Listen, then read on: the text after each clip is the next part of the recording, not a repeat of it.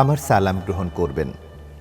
পর সংবাদ, আমি আপনাদের দোয়ায় এখন পর্যন্ত ভালোই আছি, কিন্তু কতদিন থাকতে পারবো বলা যায় না।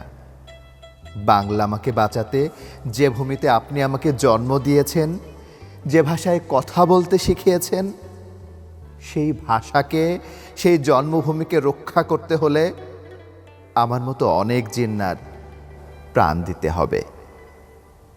দুঃখ করবেন না মা, আপনার সম্মান রক্ষা করতে গিয়ে যদি আপনার এই নগণ্য ছেলের রক্তে রাজপথ রঞ্জিত হয়, সে রক্ত ইতিহাসের পাতায় সাক্ষ্য দেবে যে বাঙালি এখনো মাতৃভূমি রক্ষা করতে নিজের জীবন পর্যন্ত বুলেটের সামনে পেতে দিতে দ্বিধাবোধ করে না। সময় নেই, হয়তো আবার কখন দৌড় দিতে হয় জানি না, তাই এই সামান্য পত্রটা দিলাম। শুধু দোয়া করবেন। সবার কাছে ক্ষমা চাচ্ছি।